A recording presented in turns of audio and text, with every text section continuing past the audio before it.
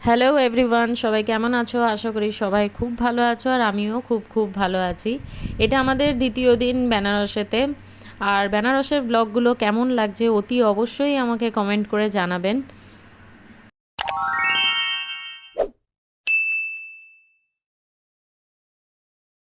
সকাল সকাল আমাদের হঠাৎই প্ল্যান হলো। প্ল্যান বলতে মানে কি, দেখলাম বোন আর ভাই আসছে গঙ্গা দর্শন করতে সকাল সকাল। তো আমি বললাম যে এইদিকে ডিঙ্কাও ঘুমোচ্ছে আর মা পাশে শুয়ে আছে, তো মাকে বলে আমিও বেরিয়ে চলে আসলাম। ও বাবা, তারপর দেখছি একে একে অনেকজনাই এসছে, মামা মামি তৃষা সবাই আমাদের সাথে এসছে। তো বেশ ভালোই লাগলো সকাল সকাল দেখতে। আর একটুখানি ইচ্ছে ছিল গঙ্গা চান করার, কিন্তু ওই সকালবেলায় হয়ে ওঠেনি। তো আমরা জাস্ট ওই ঘুরতেই এসছিলাম। এত ভালো লাগছে চারিদিকটা, মানে কি বলবো, মানে মনে হচ্ছে যেন আরেকটুখানি তাড়াতাড়ি আসতে পারলে বেশি ভালো হতো।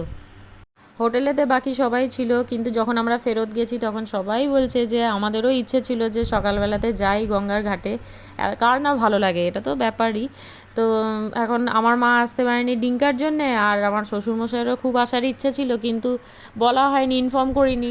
আমার দরজা বন্ধ, আমি ভাবছি হয়তো ঘুমোচ্ছে, ওই জন্য কিছু বলিনি।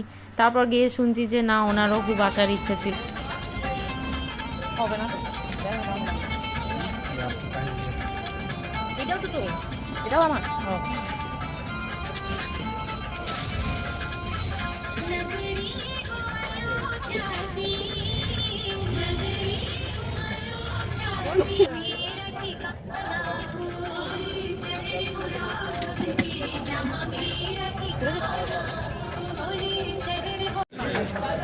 একটা একটা একটা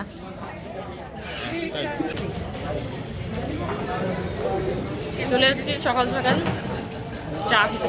চা খেতে নয়, গঙ্গা দর্শন করতে এসেছিলাম, তো চাটা খেয়েই একবারে বাড়িতে যাব।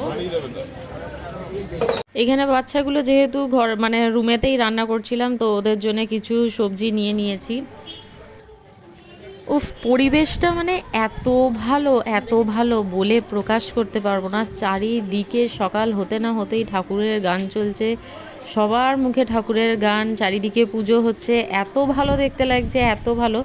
ইচ্ছে ছিল আরও কয়েকদিন থাকি, কিন্তু ওই যে হয় সবার ছুটি দেখে যেতে হয়, তো সেটাই ম্যানেজ হয়ে ওঠেনি। তো ওই জন্য আমরা মাত্র দুদিনের জন্য গেছিলাম।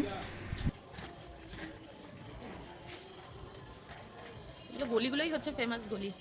ঝাঁ চকচকে রাস্তা তো সব জায়গাতেই আছে, এরকম গলি দেখতে পাওয়া যায় না আজকাল। এইগুলোই হচ্ছে স্মৃতি।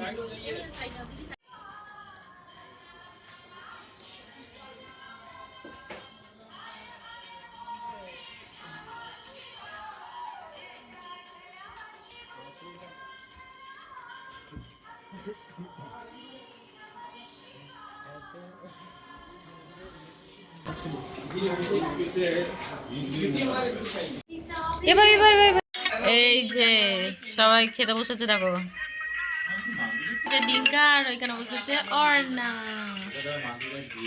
এখানে হচ্ছে ডিঙ্কাদের রান্না, আর ওদের জন্যে অর্ডার দিয়েছিলাম প্লেন ভাজে। ছোট পেঁয়াজ রেখেছি, অর্ণা ছোট পেঁয়াজ ছাড়া খাবে না, হচ্ছে প্লেন একদম সিম্পল খাবার। আর আমরা খেয়েছি ইডলি, যেটা ঘরেতে বাবারা নিয়ে এসেছিলো, মানে ছেলেরা গেছিলো হচ্ছে খেতে বাইরে, আর আমরা সব মায়েরা মামি সবাই মিলে এসে এইখানেতে বসে বসে খেয়েছি। যেটা হয়েছে রীতিমতন, ডিঙ্কা ডালের বাটিতে উল্টেছে, নিজে চান করেছে ডালের বাটিতে, ব্যাস ওই করে আর হয়ে গেল একদম দফারফটা তখন। যাই হোক, ভালোই। আর এই যে সকালবেলায় ঘুম থেকে উঠেই আগে চুড়ি পরটা পরে নিয়েছি। এটা একদম ওইখান থেকে ডিসাইড করেই এসেছিলাম যে চুড়ি পরতেই হবে। আর সবাই ওই ঘরেতে সব গল্প করছে, চলো দেখি সবাই কি করছে। মনে হয় সবাই ওই ঘরেতে গল্প করছে, আর যে যার মতন সব চান করতে গেছে, কারণ আমাদের আগের প্রোগ্রামও আছে। তো দেখি, চলো।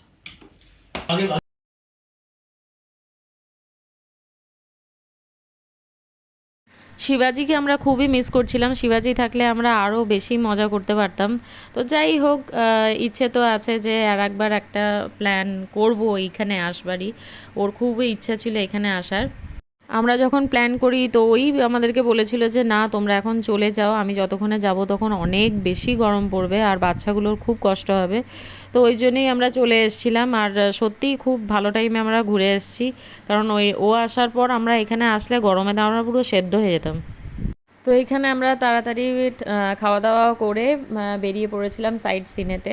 তো দেখতে থাকো ব্লগটা, আশা করি তোমাদের খুব ভালো লাগবে।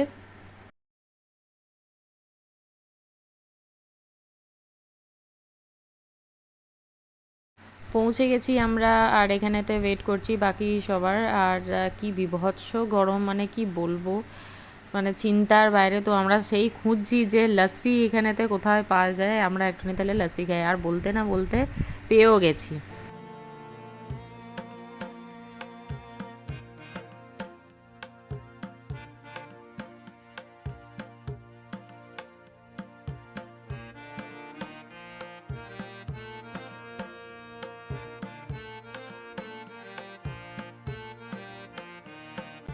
লস্যি খেতে খেতে আমরা সবাই ডিসাইড করলাম যে যখন এসেছি একবার পুজো দেবো না, সেটা তো হয় না। তো এখানে পুজো দেব, তো তার জন্য চলো ডালা কিনে নিই। এখানে বিভিন্ন রেটের ডালা পাওয়া যায়, তো আমরা সেই সবাই নিজের মতো নিয়ে নিয়েছি আর যাচ্ছি পুজো দিতে।